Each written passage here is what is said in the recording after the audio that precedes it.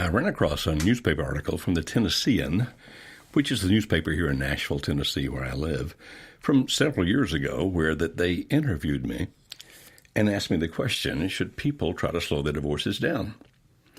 To which I had replied, yes, I think it makes sense to divorce or to slow a divorce down if your spouse is involved with somebody else, because by doing so, you may be making it long enough that the other person will finally end the relationship with the other person, and you may have a chance to save your marriage. Now, I still believe that, but what I've discovered is that people heard me say something differently than what I meant. This is Dr. Joe Beam. Welcome. My special guest here, the one you heard laughing at me, is Jim Porto. Jim has a relationship company. Actually, he has a company that deals with businesses, with leadership, and he does all kinds of amazing things with his clients. He's a relationship expert, and he also works with us at Marriage Helper, leading our intensive workshops for marriages that are in trouble, also heading up our coaching division, in addition to all the other things he does with his own company, because he really cares about people. He is an awesome human being. He has a lot of wisdom when it comes to relationships. Jim, have you ever heard somebody take what I said and get bad results with it? Oh, without a doubt. It's funny. It's like never underestimate the ability to be misunderstood. In fact, the only time you can't be misunderstood is if people can't hear you or see you. But if you're writing, they can still misunderstand that. Exactly. Yeah. So I guess non-existent. But yeah, I think context is always important. Mm-hmm. And someone once told me that all advice is good depending on the context you listen to it in. And I think there's a certain amount of truth to that without taking it to extremes.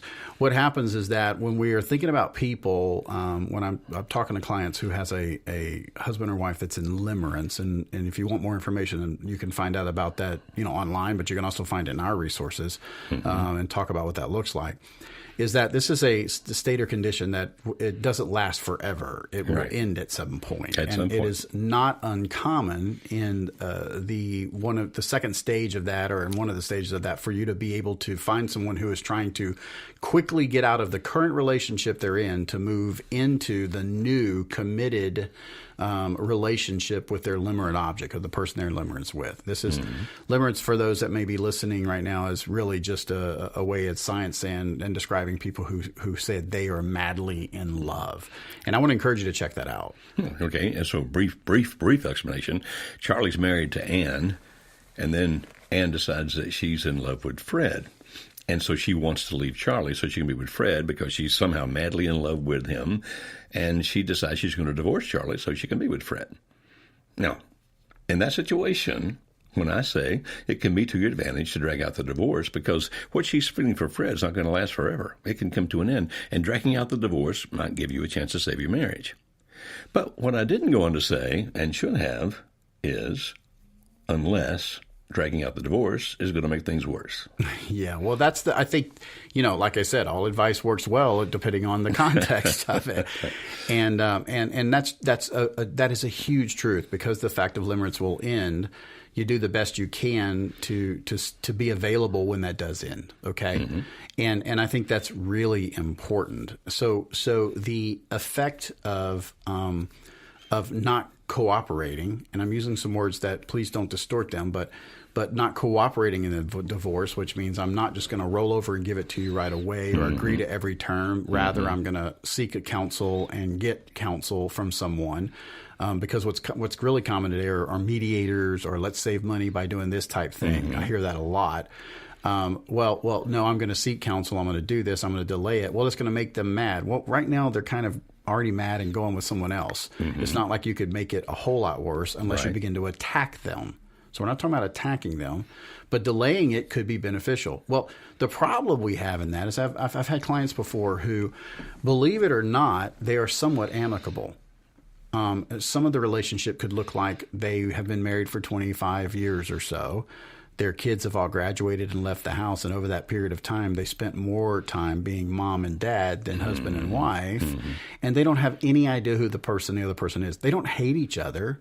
There's no one else involved in the relationship. They just have no affection. In fact, the descriptor we hear is we're kind of like roommates. We have fun together. We go to the pub. We go to baseball games. We do whatever. We go to church together. But there's no emotion there. I don't feel passion for them, or whatever. So my husband decided he wants a divorce. And so he's filed. And I heard Joe say, make the divorce hard. So I'm suing him for everything he has. I'm dragging it out. I'm going to make it as long as possible. And what went from being a possible relationship of influence, because remember, this is really about influence. It's about the ability to influence the other person, not manipulate, but influence in a good way. Then it becomes, now I'm attacking this person. I'm hurting this person. I'm bringing pain to you. Not this is a result of your choices or consequences for your actions. Rather, this is payment to delay it based on misapplied information. When I have talked about this before, Jim, I've often referred back to my divorce. I divorced my wife, Alice, back in 1984. We remarried each other in 1987. But then a divorce in 1984. Alice stood her ground. I mean, she had a backbone. And at the time, I got really, really angry with her because it's like, you're not letting me have what I want. You're not, you're in my way. And I just got ticked and I got furious with her. But over time, that actually turned into respect because it's like she wasn't just letting me run over her. She stood up on her hind feet and took care of herself. And I've used that illustration many times when I've written about or talked about, and I have used that phrase, make divorce hard. What I wasn't thinking and need to change my language to, and therefore I'm officially doing it in this podcast. Ladies and gentlemen, you are the first to hear brown breaking. But don't be mean. Right. And why agitate the other person just because you want to agitate them? Now, I'm taking off what you said a minute ago, and I think that you agree with this. I'm not just going to give him everything he wants or everything. And if they get angry about that, like, look, you just should agree to what I want, give me this, and you say, no, I'm going to follow my attorney's advice, and they get ticked. Some people just roll over, give them what they want, and my suggestion is, I think you should follow your attorney's advice. Absolutely. And you say, well, he's just going to get madder at me. And as you implied or actually said a few minutes ago, well, you're not losing a whole lot because he or she's already mad at you. They're making demands that you won't agree to, and standing up for yourself is a good thing here. And I typically recommend then, if they get angry, put it off on the attorney. He or she's the gladiator, and say, look, I don't want this divorce.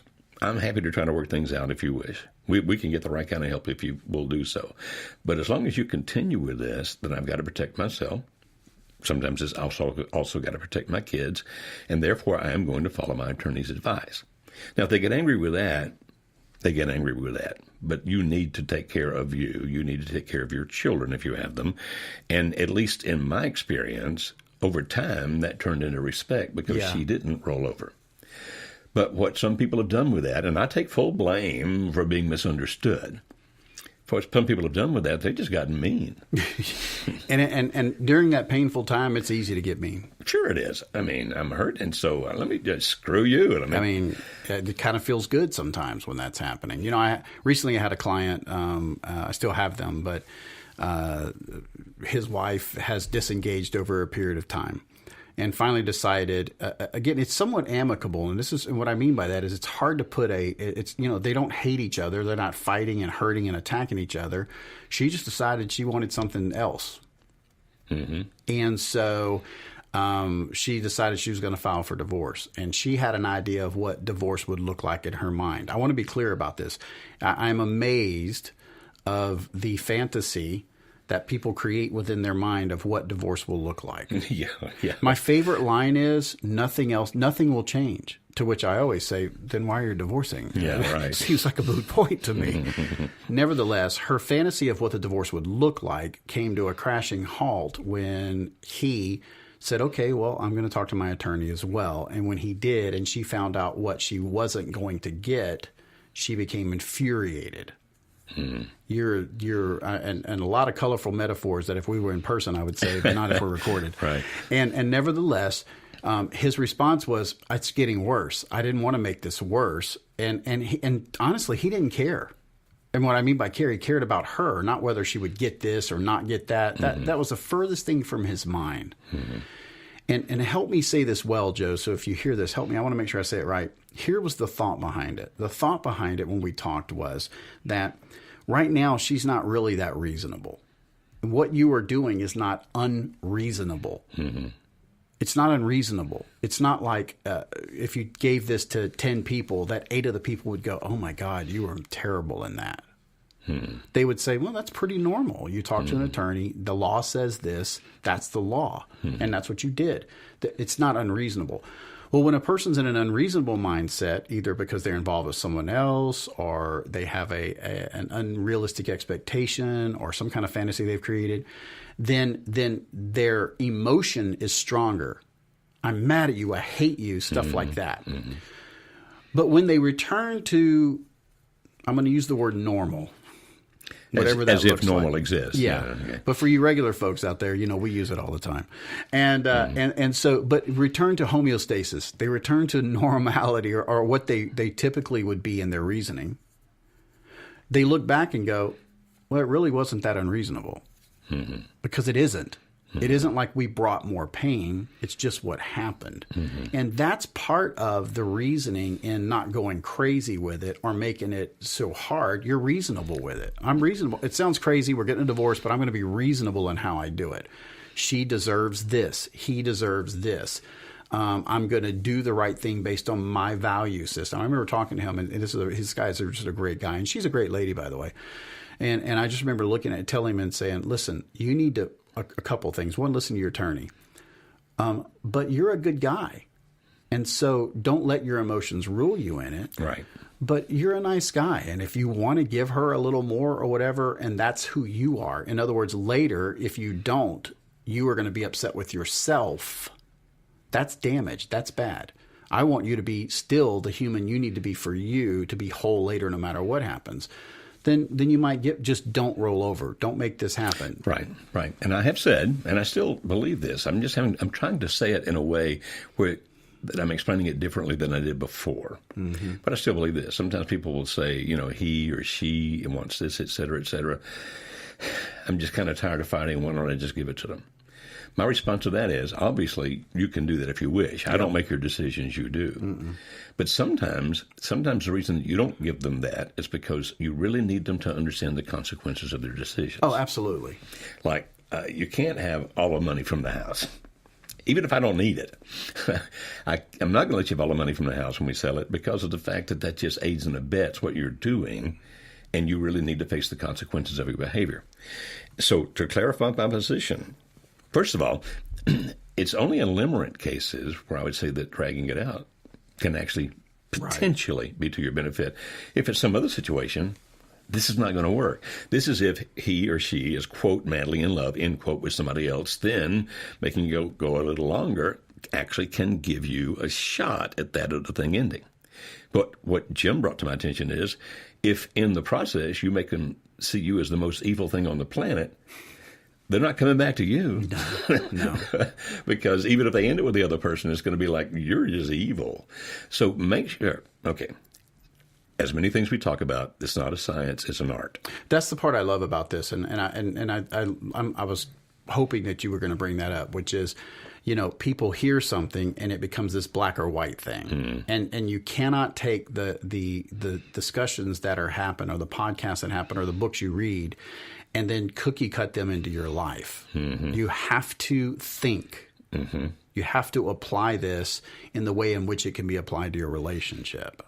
Right. Very important. And if you post it on Facebook to have them tell you what you should do, you're in big trouble. Yeah, that's please. Yeah. No matter what group you're in, if you want to be cray-cray, trouble. That's what you would do. All right. So try to clarify. And I'm saying some of this differently than I've said it before because I've come to realize that how I was being heard was not what I was thinking in my head. Okay, dragging it out can be to your benefit if they're, quote, madly in love with somebody else, end quote. Okay.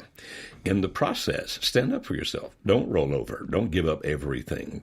And if let's just make it he to make it easy. If he says, okay, but I need you to mediation tomorrow, you don't have to go to mediation tomorrow. No. That's not going to work for me. There's some things I need to think about. There's some things I need to talk to the CPA, the attorney. You don't jump through the hoops.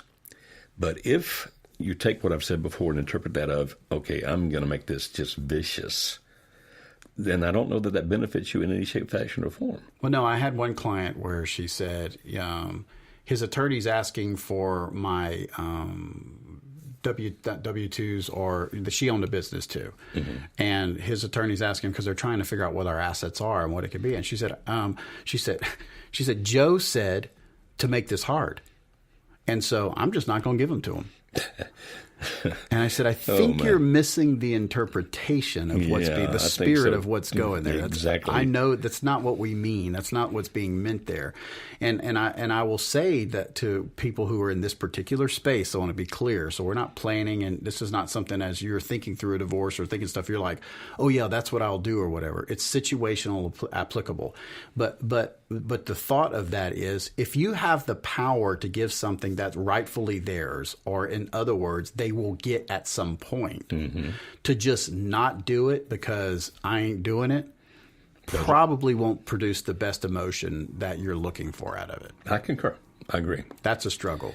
So here's we're back to the art of the science, because if you heard what we're saying, some of the things you do is going to tick the other person off, but you should do them. Yeah, without a doubt. And some of the things you would do will tick the other person off, but you shouldn't do them. You say, well, that's so easy. Good. That's great. And it sounds like we're talking out of both sides of our mouth, but we're not. We're saying do what's reasonable. Yeah. Okay. And you do have to apply it. So this same couple I was speaking with, Joe, he's a believer, and I'm a believer as well. We believe in God, believe in prayer. Mm-hmm. And I asked him, have you been praying about this? To which his response was, of course I have. And I said, well, what have you been praying? He said, I've been praying that God would work in both of our hearts. I said, fine. Here's what I want to encourage you to do. Be careful that you don't alleviate the process that God could be using to bring that person to reality. And what I mean by that is the process, what you described earlier, whether you believe in God or not, it's the same way, which is there's a consequence for our actions. There's a law of sowing and reaping in everything in life. Mm-hmm. Everything has something that's going to happen as a result of it. And when people don't experience that, they seldom learn. Seldom. And we actually teach them to repeat that behavior. And so by offering the resistance, now I'm using the word resistance carefully, but by making the process happen, not rolling over, not just giving them everything they want or doing those kind of things just because it's easier, we allow that person to experience the consequences of their choices and actions. Correct. And that's a very important process. Sometimes that piece of the process actually brings about a turnaround. It can. It definitely can. So when I divorced Alice, she was being counseled and advised by a very wise, godly man who was a very good businessman. He wasn't an attorney, but he really understood a lot of things about business and life. And he was counseling and advising her. And I wound up not getting some money that I thought I had every right to get. Mm. But his counsel to her was, well, actually, he doesn't have a right to that. And if you let him have it, based on the lifestyle he's living right now, he's going to do bad things to himself. Mm. So, no, don't give up on that one because it's going to damage him. Mm-hmm. And I got mad and yelled and screamed and cussed and all that kind of things. So that's why we keep saying it's an art, not a science. Because some of the things are going to make him mad, but that's really what you should do. Right. They need to face their consequences. And you don't have to jump the minute they say you should. Take enough time to think things through. And sometimes people have actually said this to me, Jim. I mean, he wants me to go to mediation next week, but I'm just not ready for that. There's some things I've got to process first. Okay. Mm-hmm. Then just say that. I'm not trying to avoid mediation.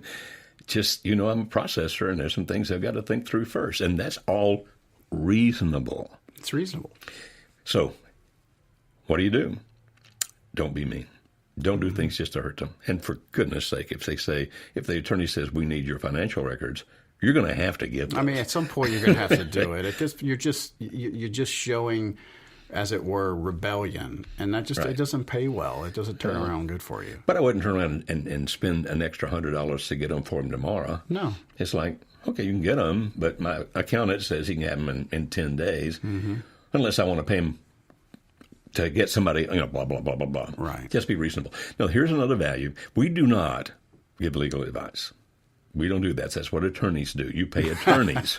No, I'm not even good You pay attorneys to give you legal advice, not us.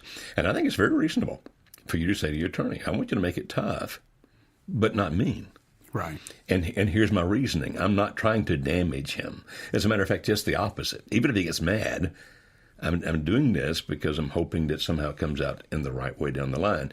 So understand that my goal is to save the marriage. So whatever you do, be tough, but not mean. Yeah. Don't just make him think I'm the most evil person on the planet. Let the attorney guide you on these things. But if you want to talk to one of our coaches about it, now our coaches will not give you legal advice. But sometimes you need to examine your own motives. Mm-hmm. Like, for example, you can call our office and set up an appointment. I think the minimum is 4 different sessions with a coach. I don't think we do any one-offs. It's at least 4. Is that correct? I think they do 3 now. Okay, sorry. 3 sessions. So at least 3. You say, well, why would I want to do that if you can't give me legal advice? This is the person that can help you think about you. Oh, yeah. Like, what are your motives? What are you trying to accomplish? How is this working for you? And if you say, but I heard Dr. Beam say, they can go, well, we understand what Dr. Beam teaches because we work with him, and he does want you to stand up for yourself, and he does want you to help consequences occur for the person, but he doesn't want you to be mean, and he doesn't want you to screw up your life. No. That's not what we want you to do. It's just counter to who we really are. And if you ever decide you want to do our coaching, then you call our telephone number at the office, 615-472-1161. That's 615-472-1161. Jim, I hope this helps clarify this some. Is there anything else we need to say to make this clearer? I think you've done a great job, and there are people who have questions. And again, this is a blanket statement that doesn't apply maybe specifically where you are, and that's where we can come in and help. Mm-hmm. So, but your motives are important, and so I think it's a really valuable part, and moving slowly and carefully in this direction will serve you best. Thank you, Jim. Yeah, man. It's great to be here today.